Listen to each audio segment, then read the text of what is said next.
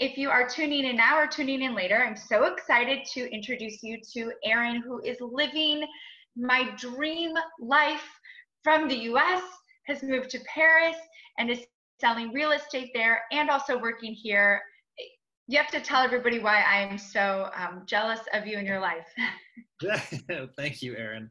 I appreciate that. I moved in 2017 to Paris with my family, and it was right as Keller Williams was launching in France. So I joined the only office that was open at the time, which was just outside of Paris in Boulogne. And in the 3 years since then, KW France has expanded to 29 offices. There's 4 offices just in downtown Paris, and it's been a really amazing learning experience, and a whole it's great. I cannot complain.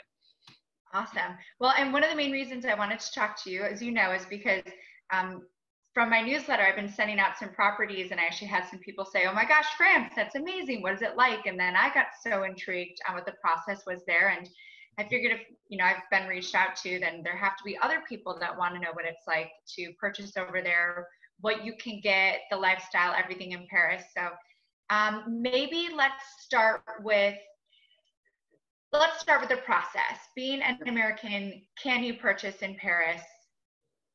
Yes. So the answer is yes. The most complicated thing is financing, right? If you're a cash buyer, there is really no problem. The getting a loan as an American can be more complex, and you'll just want to be working with a lender who specifically has experience working with Americans, not just foreigners, Americans. Because the French government has put in place some restrictions that are specific to Americans, which are largely punitive in response to our tax law of 2018. Thank you, Paul Ryan, which, if you'll remember, that tax law was designed to claw back American capital from countries like France. And so France decided to say, okay, fine, you want to play that game?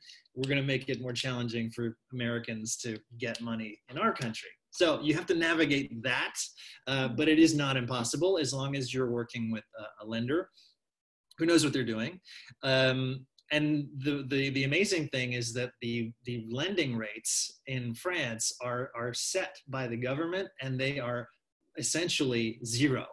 You can get a 25-year fixed loan for 1.2%. Yeah, it's kind of nuts. And then, so what's the down payment for something like that? Yes. So when you are a French citizen, you can get 100% financing, believe it or not. As and actually 105 or 10 sometimes because as a foreign national purchasing, the minimum is going to be 25%. You want to count on 25 to 30%, I would say, as a down payment. Okay. So that's me. That's okay. Should have turned off my Google Voice here. Sorry. No worries. Okay. And then, so 25 to 30% down. And then you guys also pay a tax beforehand, right? Like what they have in the UK when you buy?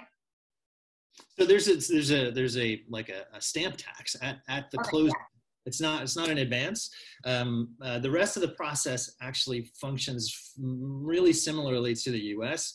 A couple of things that are different. One is that the offer price for a property, you can't actually bid above it. That is the price. You can't go above the list price. Can you go below the list price? You can go below the list price, but it is illegal to offer something above the list price in France. So does that mean that a lot of prices places are overpriced because they know you can't go above it? There's a balance there. Yes, certainly there will be prices there. When you're the listing agent, you obviously don't want to screw up on the low side. Yeah. Yeah. That's so interesting. And that's France as a whole, not just Paris. Correct. Yeah. Wow. So really, when you're in a multiple offer situation, price can no longer be the thing that is the determinant, right? And so sometimes it'll be the amount of your down payment. It'll be the letter that you write describing your story, and maybe it'll be a personal connection. So yeah, that's an interesting part on the front end of the transaction, in just getting the offer accepted. Once you have an offer accepted, there is a 10-day cooling off period that again is written into law, during which, as a buyer, you can walk away from a transaction for no reason whatsoever.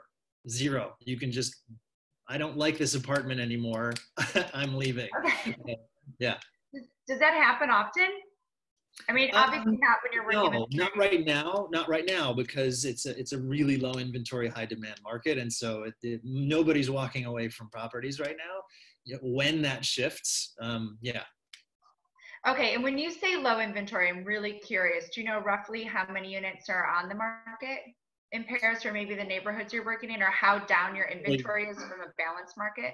It really, it's things are going under agreement in days. Wow. Yeah. So it's it's a weird time right now, right? We're all in a strange place. I don't know what it's going to be like in 6 months, when the reality of sort of like the post-COVID economy starts to show up. But right now, there's all this pent-up demand from the last 10 weeks where like everybody was stuck inside, and the inventory hasn't yet caught up to that. So yeah. Well, I have to say, I hope that's where we're headed, because we hopefully next week, Monday, we'll be able to start showing properties again. And that's my hope, because we're down about 30% on inventory. So I'm hoping our buyers are all antsy and get going. So that's great that you're in that market. Well, for sellers. So that's, there's the 10-day cooling off period, but then there's you sign the contract, and at the signing of the contract, 5% of the purchase price is traditionally due. So you put that as a deposit. There's a mortgage contingency as well. It's called the clause suspensive. And if you miss that, then your deposit is at risk. So very, very similar to the US. The equivalent to in Massachusetts, real estate attorneys tend to handle the transaction. In Manhattan, it's also attorneys. Yeah, right. So the equivalent, they're called notaires here, and so they tend to hold the funds, and then the closing happens in their office. So it's all actually pretty analogous from that point on. And then at the closing, you are what you should know is that when built into, there's a whole lot of like financial transparency laws in France. So when you see the list price of a home in Paris, it is actually inclusive of the commission that the agent who's listing the property will be getting paid, and it actually shows you the exact amount that the agency is getting paid, and then what the actual sale price is of the home. What they don't tell you, what doesn't get included in the advertising, is what the notaires get paid.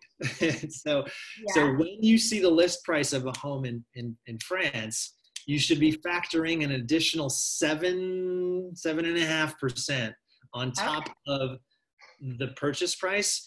And included in that 7.5% is the stamp tax. So it's not all going to the notaires. So it's about 5% that you're going to pay in sales tax to the French government, and then around 2.5% goes to the notaire, which is not a bad gig to be a notaire.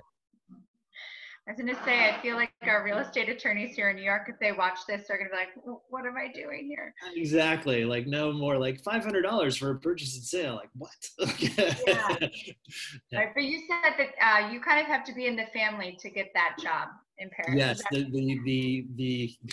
The license to be in whatever the sort of designation of being a notaire is something that does get sort of handed down from generation to generation. Yeah. Oh, wow, that's great. Okay, so let's talk about the lifestyle, because I have to imagine that Paris is a lot like New York in terms of different neighborhoods, have different feelings. People move to different neighborhoods for different reasons. Paris is the same? Yes. Can I share a screen with you? I would love that. Yeah. All right. So I think you have to enable it first. Well then, if you go to share screen, and then you'll say multiple people can share. Okay. There you go. Awesome. All right. So check this out. All right. So can you see that? Yes. Right, so this is Paris, right? It's called the Snail Shell, and essentially the all arrondissements start in the center of the city, like right here. That's the first, and they go out in this sort of like snail shell pattern up to 20. So if you were to look here, the 16th arrondissement is the equivalent of kind of like the Upper East Side, right? Very sort of grand buildings.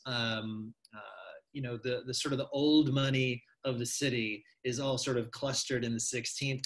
From an age population standpoint, it tends to be skew older. It's quiet. It's very sedate. It's one of those sort of like big grand kind of neighborhoods. Certainly up in the northern part, because this is where the Arc de Triomphe is right up here, and so that all the neighborhoods around there are quite posh. Right, as you get further sort of south in the 16th, it becomes a bit more sort of a more normal type of arrondissement. The government, I think there's government officials that live in that area. Is that right? Well, sure, and also because La Défense, which is the corporate sort of place, is right over here on the other side of the river. So you do get people who are also working for multinational companies and that, because the commute's super easy. Got it. Okay. Yep. If you're looking for the equivalent of the village, for example, right here, the third and a little bit of the fourth is called the Marais. The Marais is it's funky. It's the huge gay population. Used to be the Jewish quarter, so it's got a lot of history, and of course it's in what was the really old part of the city, because everything started right here on this island. That's where the initial encampment of the sort of the prehistoric people from Lutèce lived, and then the city expanded out as the Romans came and kind of developed the city. So these are the oldest parts of the city right in here. This little thing right here, that's the Ile Saint-Louis. Yeah. Really, really amazing kind of mini neighborhood. Like you step onto this island and you're suddenly you're no longer in the middle of a city. It's like this little cute little neighborhood. What else? This is Montmartre up here, the 9th and the 18th. This is where the Sacré-Cœur is. So all the artists, when you see Carmen, Carmen La Bohème. La Bohème is based on the story of these starving artists living on Montmartre, and that's right here. Van Gogh, his brother, his house is all right there. And that's where isn't the Pink Cafe up there? It's like the #1 Instagrammed spot ever. I don't know why I know that, but I feel like it's up there. It's like the Pink Cafe. It's on the corner. Everything is pink. It's very cute. I actually don't even know that. I think you know something that I don't. Nice, good one. One thing. Yeah. The 11th and the 10th are lots of restaurants, really social, super. The Bataclan actually was here. So when if you remember the terrorist attack, that happened right here. But there are tons of music clubs, lots of outdoor cafes and restaurants. It's like super lively, right? And then this, the 6th, Saint-Germain-des-Prés, is, what most people sort of think of when the first thought of Paris, they think of, De Magot, the Café de Magot, Café Flore, all of those, the classic places where Hemingway and all the writers and Camus and all that hung out, like that's right there. Is it still very bohemian, writer-filled? No. It's still got some of the feel, but it's not bohemian anymore. If you're looking for that, like you want to go up here to the 19th. Okay. Yeah. Very cool. What else can I tell you? So who's moving to these areas? So, Americans tend to favor the 6th and maybe a little bit of the 5th or the 3rd and the 4th. Most of them are looking for that sort of quintessential Paris experience Mm-hmm. and don't necessarily feel as comfortable being adventurous and going maybe to the 11th or the 10th where you're going to get a price benefit, right? Mm-hmm. Um, so it maybe a little bit into the ninth as well. There's a book by the New York Times Paris correspondent whose name I'm forgetting now, wrote a book about a street called the Rue de Martyrs, which Okay. runs from the second all the way up to Montmartre. And I think that sort of popularized that area with some Americans, maybe. Yeah. So, this would be sort of more there's the number one population of foreigners in Paris is not Americans, it's actually Italians. Oh. Interesting fact. Yeah. Is that because of work, you think, or they got I, sick of pasta? right, exactly. They want to eat baguettes and not focaccia. Yeah, exactly. Yeah. So, I think there are many companies that do business in France that are Italian. Certainly the luxury brands, fashion. Paris is home to LVMH. So there's all that stuff. And it's just close, right? It's super easy to get from Milan and Rome to Paris. It's like an hour and a half plane flight. So That's great. yeah. And so, speaking of luxury, Mm-hmm. can we segue into I'm always so curious because when I think of Paris, I do think of that quintessential, probably what you were saying, like the third, the fourth, the sixth, the fifth, where Americans are moving to, that quintessential architecture. But then I'm always so curious when it comes to the luxury market, is the inside redone to fit more modern taste, or do they really keep that European feel inside? It's both. I mean, frankly, it's both. You generally speaking, if you see what is sort of that what we all kind of have in our minds as a picture of a typical Parisian building, which is the Haussmannian with the black wrought iron gates and the on the windows and the big tall windows that let in the lights and all that. They tend to preserve the detail on the interior, so you will see all of the original period molding will usually be in place. They'll have the marble fireplaces, the Hungarian point sort of herringbone wood parquet floors tend to be preserved in those style buildings. When you get into some of this, like on the left bank, in the Latin Quarter, which is just sort of the far side of Saint-Germain along the river, where the buildings are not quite as grand, they were built on a smaller scale.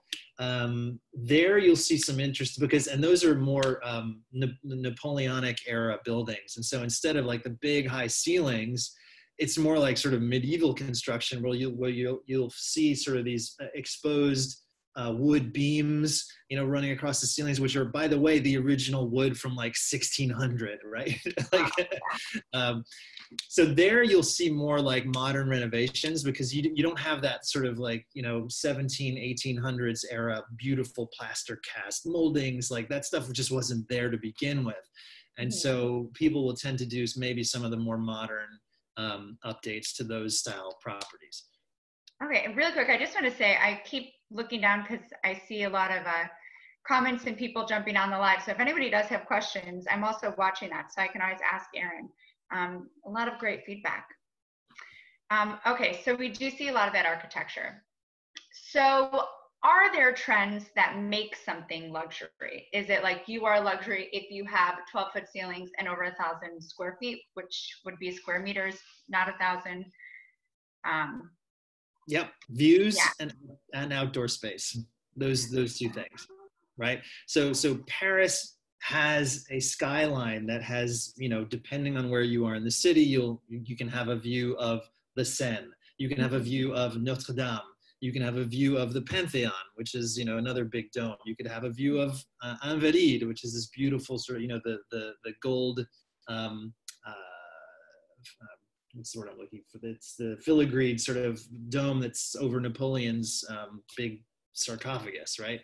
Or it can be the Eiffel Tower, right? So I mean, it is the sheer like jaw-dropping beauty of the of the city itself is kind of part of the luxury experience. And so what you're able to see from your windows will be determinative, certainly, of a luxury property. The ability to have a terrace, someplace to be outside, is also really important. Are there a lot of terraces, or are they more the big open windows with the maybe a little bit larger Juliet balconies, so you're kind of feeling outside? Yeah, so the majority will be that. And then that also changes depending on your floor in the building. And so generally speaking, it's the third floor from American standpoint, third floor and the sixth floor on most of the Haussmannian buildings have larger balconies. They were just built that way. And we have a question, what price point is considered luxury for Paris? So your average, yeah. So like here, hang on a second. Let me share something else. Yeah, please. Where is it? I just gotta find it now. Too many screens open. All right, give me 1 second. No worries. And the Latin Quarter, was that in like 3 and 4? So that is. This is okay. I remember being such a cute neighborhood. All right, so let me go back to this. So Latin Quarter is right here along the bank of the 6th. Okay. Yeah, so this is right here is Saint-Michel, and everything sort of west of Saint-Michel along the river is going to be the Latin Quarter. And a little bit over behind here, right, because this is Notre Dame right here. And so there's a really cute little part of the Latin Quarter on the other side of this major boulevard. The English bookstore Shakespeare and Company is right here.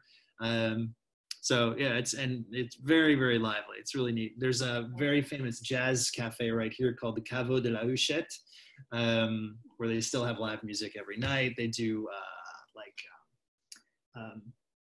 what's that style of dance? The swing dancing. Oh. Yeah. And these people are for real. They show up in costume. They've got like the 40s era high-waisted pants. They're for real. I love that. Yeah. All right. So pricing. Sorry, let me get back to that's okay.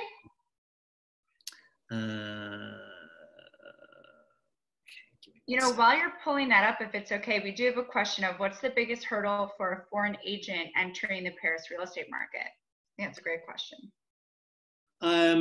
Well, I would say your ability to work. it's the work visa. And I happen to just be very, very lucky in that I have a mother who's Belgian. And so that conferred EU citizenship upon me, and then also my kids. Nice. Okay. So I had kind of the shortcut. It's certainly possible to work here as an American. You just have to get a long-term work visa. It's a little bit more challenging if you're an independent and you're not necessarily being paid a salary, because the French government want to know that you're going to be here and not actually just suck the life out of their social support system, right? Sure. Yeah. So what we are looking at is a pricing heat map of the city. And everybody has access to this. This is not some kind of private website. It's called Meilleures Agences. And if you guys want to copy the URL, it's updated daily. And what you can see here is that the price per square meter on average broke through 10,000 per square meter back in, I want to say January. It might even be a little bit at the end of last year. And just to translate that into square footage, essentially just divide by 10. Mm-hmm. So it's about 1,000, per square foot, just on average. But if you can see here on the heat map, when you get into the red, you're talking about easily, 1,500, and that's not actually even like, when you get into the center of the city, you're talking easily 2,000 to 3,000 per square foot. Wow, yeah. Okay. Now I had a listing that I didn't end up taking that So to your point, in terms of like unrealistic price expectations, so this was a duplex. It was 150 square meters, which is, yeah, about 1,500 square feet on 2 floors. It had this unbelievable terrace that had a view out on over the Seine and was literally on the street that backed up to Notre Dame. Oh, wow. Unbelievable location. And so we priced it at around 35,000 per square foot. That's per square meter, excuse me. And the guy's like, I've been told that it's worth at least 50, which there's nothing in any of the. And by the way, this was an add-on. There was a 4-story building built in the 1700s, but they had built on top of it new construction in the 80s. So you weren't getting any of the charm. It was 80s construction, and it hadn't been touched since it was built. It was literally like walking into, yeah, no detail, no nothing. It needed a complete gut renovation. Oh. Yeah. Man, why would they ruin it with that? I would, in my mind, I would assume that they have to uphold some standards from some landmarking committee, kind of like what we have to in the city for what you build. I will say, though, I have seen some buildings where I'm like, wow, they had a lot of money to pay off landmarking because, yeah. I don't know. Because that's ugly. Yeah. Yeah. So interesting. Okay, so you can kind of take a look here. Let me see if I can zoom in a little bit. But where the bargains are to be had right now are, really towards the north and the east, right? So what's really kind of cool here. So this is the Canal Urq, O-U-R-C-Q. Okay. And right here is this beautiful park, which looks very, very much like it was designed by Olmsted. It really has that sort of like Central Park, or Boston, common, emerald necklace feel. This is truly like where the Parisians go. Like there are no Americans hanging out in this park. Yeah. And there's some really great properties to be had around here that are, still around 9,000 a square meter, but it's actually not, it's not going to make you feel like you want to vomit necessarily. And do they get larger the further outside of the center you go? I wouldn't say that. I mean, in terms of the actual size of the apartments? Yeah. Like the average sizes. Not so much. No. Okay. Oh, wow. And then, so what if we go back to my favorite island? What are prices like there? Yeah. So that's going to be literally the most expensive place in the whole city. It's so cute. And it has the best ice cream and little cafes. So, yeah. So let's see. Okay. So they're not going to show you the sale price on this site, but things are easily 20,000 and above per square meter. Yeah. Oh, so interesting. Okay, very cool. And then, is there like a typical size? I'm sure it's really dependent on the apartment, but like that luxury would start at? Size? Yeah, no, I would think that having 3 bedrooms is generally that sort of where when you go from 2 bedrooms to 3, that tends to be the your average Parisian who has kids is probably putting, if they have multiple kids, in the same bedroom, right? And so when you start to have the luxury to have people having their own bedrooms, then yeah. Okay, and is there a price point in Paris that really starts at? $1.2 million. $1.2 million, okay.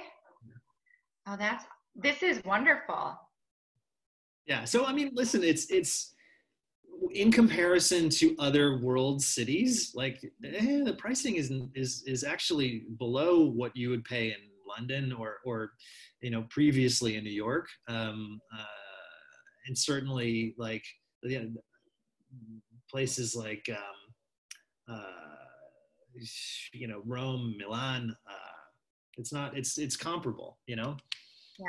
Well, and actually, one last point, and then of course, if there's anything I'm missing, please let me know. But the interest rate is so low, and I do tend to work with people that are very investment savvy, that my brain instantly goes, whoa, I would get a much higher rate of return there than I would here. Um, that makes more sense. However, do those buildings have a lot of rules like our co-ops have? Well, so it's not necessarily the co-ops or the condo associations that have the rules. It's actually the mayor of Paris has actually capped rents as of January. So Really? yeah, yeah. So that's been a really interesting development on the investment front. It doesn't mean that you still can't get at least something that's cash flow maybe neutral for the time being, and we don't know how long that's policy is going to be in place. But they've literally fixed the price that you can charge for rent per square meter, depending on the arrondissement. Wow. Yeah. So there's that. Well, you let me know if that changes. Yep, I will. I will. Is it a reasonable rent or is it pretty low? So yes, I don't think that it hasn't. Let's just say that the French have a long history of protest. Right? They will strike and they will march in the streets for pretty much any reason. There have not been any demonstrations from property owners in the city. So, you would think that at least it has not been too painful. That's a good point. I didn't think about that. Yeah. Yeah, I've been feeling a little bit French with all of our protests here. I'm like, oh, this is their normal Saturday. Well, it's actually it is entirely shifted back here as well. Right, Yeah. so the American movement is now catching on here. So there's so much shared history between France and the United States. If you go back to our revolution, which was modeled, very much on some French thinking. Lafayette was part of our revolution. Statue of Liberty, right? All of that. The links are long and deep. Yes, yes. Well, okay. Anything else you'd like to share with us? This has been so informative, by the way. And everybody that's watching, I will be posting Aaron's information because if you have questions, I'm sure he'd love to answer them. Or you have thought about France, Paris, he's there. And who better to be able to help you and put you in touch with those lenders? So you probably have great relationships with lenders that work with Americans, which is exactly. Yep. important stuff. 100%. Definitely. Yeah. All right. Well, anything I missed? Thank you, Erin. This has been a lot of fun. I appreciate you reaching out, and you have been such an inspiration when you came over to France and you were part of that group. You've really built some really excellent bonds with us over here, and I appreciate your international approach and what a professional you are. It's really, really awesome. That's so sweet. Thank you so much, Erin. I really appreciate that. Well, I owe you a drink and probably a 20 for that one next time I get to go to Paris. Let me in. I love it. Thank Flights you. are resuming. Flights are resuming. I think there might be soon. Yes, fingers crossed. I will be there. Awesome. Thank you again, Erin. You are welcome. I'll stop my screen share so that you can get out of here. Perfect. All right. Well, thank you. And